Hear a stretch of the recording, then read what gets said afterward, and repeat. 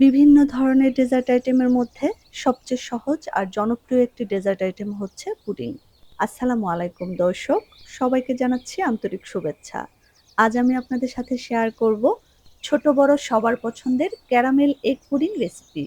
ঘরে থাকা ৩টি উপকরণেই ভীষণ মজার এই রেসিপিটি তৈরি করে নিতে পারবেন।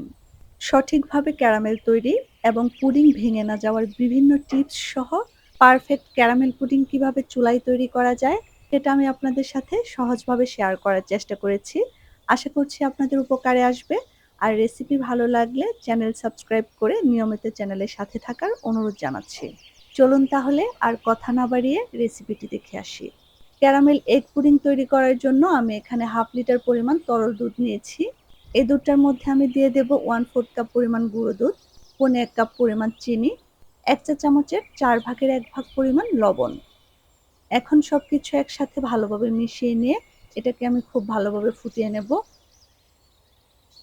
এই দুধটাকে কিন্তু আমি খুব বেশি সময় জাল করব না, জাস্ট একটা বলক চলে আসলেই চুলা থেকে নামিয়ে নেব। দুধটা ফুটে উঠেছে, এটাকে আমি চুলা থেকে নামিয়ে এক সাইডে রেখে দিয়ে ডিমের প্রিপারেশনে চলে যাব। আমি একটা বাটিতে 4টা ডিম ভেঙে নিয়েছি। আর আপনাদের ডিমগুলো যদি ফ্রিজে থাকে তাহলে পুডিং তৈরি করার আধা ঘন্টা পূর্বে ফ্রিজ থেকে বের করে নিয়ে রুম টেম্পারেচারে এনে তারপর পুডিং তৈরি করবেন। ডিমগুলোকে আমি 1 মিনিটের মতো সময় নিয়ে খুব ভালোভাবে ফেটিয়ে নিয়েছি। একটা আঙুল চুবিয়ে সহ্য করা যায় এরকম তাপমাত্রায় যখন দুধটা আসবে তখন এটাকে মিশিয়ে নিতে হবে। আর গরম অবস্থায় যদি দুধটাকে ডিমের সাথে মেশানো হয় তাহলে ডিমটা কিন্তু দলা পাকিয়ে যাবে। দুধটা দিয়ে খুব ভালোভাবে ডিমের সাথে নেড়েচেড়ে মিশিয়ে নিয়ে এটাকে এক সাইডে রেখে দিয়ে পুডিংয়ের জন্য ক্যারামেল তৈরি করতে চলে যাব। চুলায় একটা প্যান বসিয়ে দিয়ে দেব 1/2 কাপ পরিমাণে চিনি এবং 2 টেবিল চামচ পরিমাণ পানি।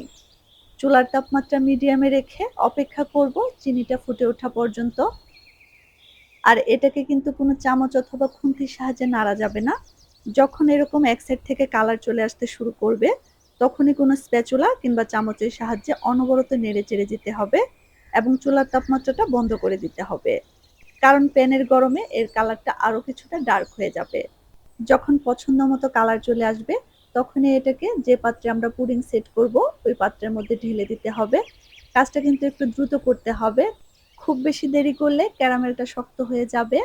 আর ক্যারামেলটা তৈরি করার সময় এর কালারটা কিন্তু খুব বেশি ডার্ক করতে যাবেন না, এতে করে ক্যারামেলটা পুড়ে গিয়ে তিতা লাগতে পারে।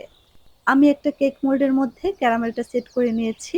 আপনারা চাইলে যে কোনো ওভেন প্রুফ কাচের বাটি কিংবা স্টিলের বাটিতেও সেট করে নিতে পারবেন। ক্যারামেলটা যখন ঠান্ডা হয়ে পুরোপুরি সেট হয়ে যাবে তখন তৈরি করে রাখা পুডিংয়ের মিশ্রণটা একটা ছাঁকনির সাহায্যে ছেঁকে বাটির মধ্যে ঢেলে দিতে হবে। আর এভাবে ছেঁকে নেওয়ার কারণে পুডিংটা অনেক বেশি স্মুথ হবে। পুডিংটা সেট করা হয়ে গিয়েছে, এখন পুডিংটাকে আমি ভাপে দিব। এজন্য চুলায় একটা কড়াই বসিয়ে দিয়ে দিয়েছি 3 কাপ পরিমাণ পানি। পানিটা এরকম পরিমাপে দিতে হবে যাতে পুডিংয়ের বাটির 3 ভাগের 1 ভাগ পানির মধ্যে ডুবে থাকে। খুব বেশি পানি দিলে কিন্তু পানিটা ফুটে উঠে পুডিংয়ের বাটির মধ্যে ঢুকে যাওয়ার সম্ভাবনা থাকবে। পুডিংয়ের বাটিটা যেন নড়াচড়া না করতে পারে এজন্য আমি পানির মধ্যে 2টা কিচেন টিস্যু দিয়ে দিয়েছি। আপনারা চাইলে যে কোনো সুতি কাপড় দিয়ে দিতে পারবেন। প্রথমে পুডিংয়ের বাটিটাকে ঢাকনা দিয়ে ঢেকে দিতে হবে, তারপর কড়াইয়ের ঢাকনা দিয়ে দিতে হবে। কড়াইয়ের মধ্যে যদি এরকম কোনো ছিদ্র থাকে তাহলে কোনো টিস্যু পেপারের সাহায্যে ছিদ্রটা বন্ধ করে দিয়ে লো তাপে এটাকে রান্না করতে হবে 30 মিনিট।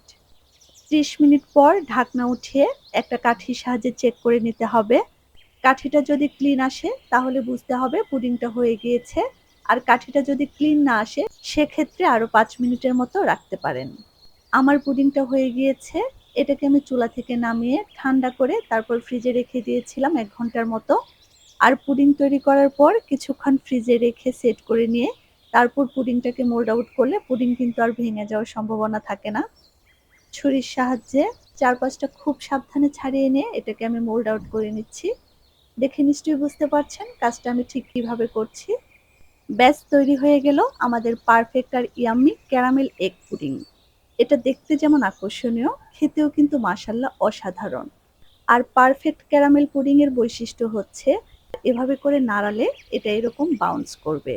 এর ভেতরে কোনো রকমের ছিদ্র থাকবে না এবং এটা খেতে হবে অনেক বেশি সফট।